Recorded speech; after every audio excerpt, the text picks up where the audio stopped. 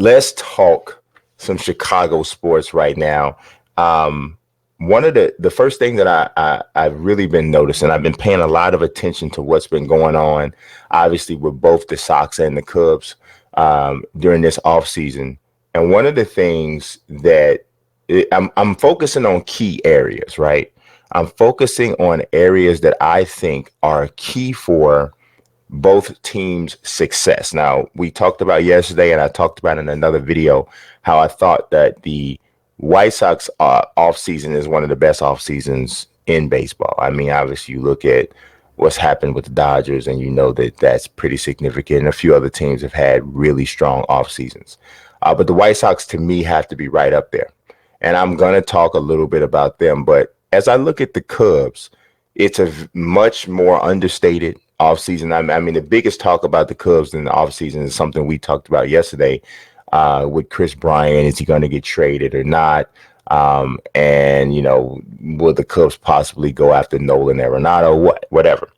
But based off of what we know is on this franchise and what we know will be there next year, I think one of the biggest areas of concern and interest is what's going to happen at second base. I mean, we all know pretty much Javi has shortstop lockdown, but Nico Hoerner, in the time that he had on the field last year, I thought he was very promising.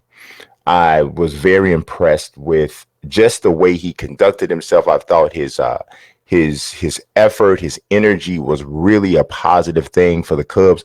As a matter of fact, I felt that the Cubs lacked oomph all year, and Javi actually kind of supported this because he said that this was earlier this week. There was a quote where he said he didn't feel that the team was prepared every game, and from him, I don't think he meant like we hadn't read the scouting reports or we didn't understand what we were facing. It felt like emotionally, mentally, the team didn't seem like they were ready to go. They were ready to get out there and play. And I think some of that could have been the fact that, you know, manager Joe Madden's voice kind of, so he has a type of voice that seems like it can get old to a player or to a group after a while. And I think maybe every coach has that issue. And the Cubs probably needed some injection of new blood, of a fresh face and a fresh, you know, guy that was there who was able to, you know, kind of reinvigorate the clubhouse and reinvigorate the squad. Now, Nico Hoerner only played 20 games this season, so he's was 22-year-old rookie, so you really couldn't necessarily have, expect him to have that type of impact last year. But I think this year things could be different. But in the 20 games, in 82 plate appearances, he hit 282, hit 3 home runs, hit 17 RBIs. He drew 3 walks and struck out 11 times, which is a lot, obviously, especially for a middle infielder. But I was impressed with what I saw, and I am very excited to see what happens with him moving forward. Now, the Cubs have signed to a veteran second baseman, Jason Kipnis. He is a Illinois native, and he is a guy who has had great success in the major leagues. But you have to look at him and you have to say, all right, what does he have remaining? In 121 games last year, he had 245 for the Cleveland Indians, which coming into this year was the only team he'd ever played for. He did crank out 17 home runs, which is good pop for a middle infielder, 65 RBI. He's not the stolen base threat that he once was. A lot of people don't realize Jason Kipnis stole over 30 bases twice, but that was in his mid-20s. He's now 33 years old. He'll be 33 at the beginning of April. And numbers have drastically dipped. He's never been a super, well, he had 1 year, he was a high average hitter. He hit 303 when he was an all-star in 2015. But for the most part, as a career, he's a 261 hitter. He also strikes out a lot, especially for a middle infielder. But that kind of stuff is kind of relative now because we look at strikeouts differently than we used to years ago. I don't think that from a glove standpoint, Kipnis has as high of a, I mean, I don't think he's as good of a fielder as Nico Hoerner can be if he's given the opportunity to really settle in at second base. So the question that I'm kind of posing, and I would love to hear other people's ideas and concepts on this, is are you more rooting for Nico Hoerner to blossom into this potential star at second base? Or are you really so much caught up in the now where you're like, I want Jason Kipnis to shine right now. I want Jason Kipnis to do his thing, have a great have a season that we thought was, maybe past him at this point because he's going to be 33 years old as the season starts. Which one are you most rooting for? For me, I'm going to tell you, as much as I would love to see Jason Kipnis come out here and hit 275 with 25 RBIs, 25 home runs and 75, 80 RBIs, which would be a spectacular season for him at second base at this age. And if you think that the Cubs only signed him, I believe, to a minor league contract, that would be a spectacular year. And that would probably go a long way in helping the Cubs contend. But I think the Cubs are in a place where having solid young players is more important than exploding and doing things huge now with a ton of with low cost veterans.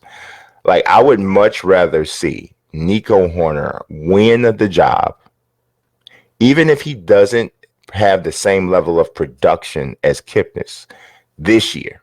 I would rather see him win the job, hit 265, maybe 17 home runs, drive in 60, play a solid second base, and we are looking toward, like, okay, we know where Nico Hoerner is going to be. This was a very solid first full season for him.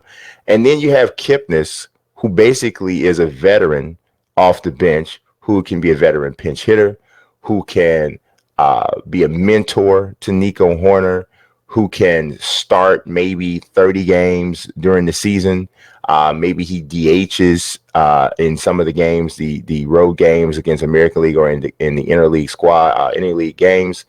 That's, to me, the ideal setup. And, and some people may think that, well, there's no way that Jason Kipnis as a veteran is going to accept that type of a role. There's no way. He's been around, played against the Cubs in the World Series. There's no way he's going to go for that. He's a former All-Star.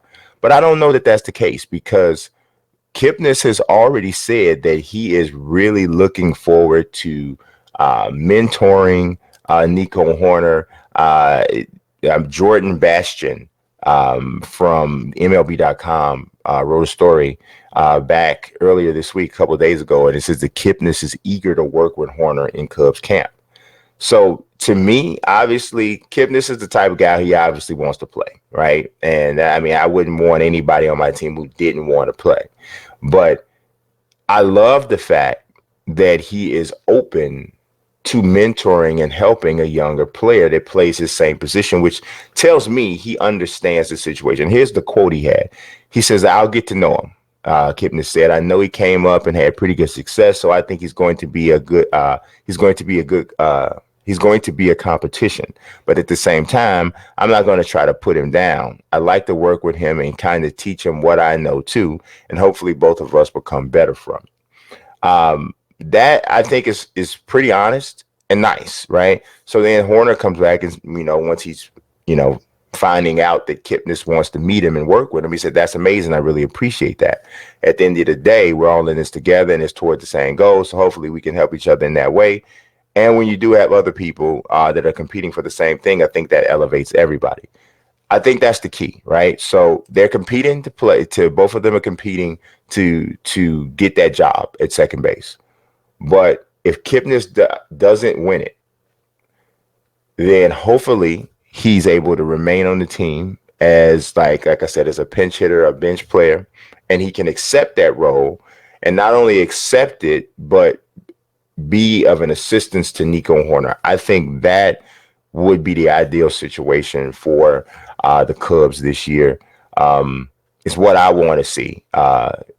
I think it pushes them more towards being a contending team. It's depth, it's the quality chemistry in the dugout that I think was somewhat missing a little bit last year. And so hopefully I'm hoping that that element returns.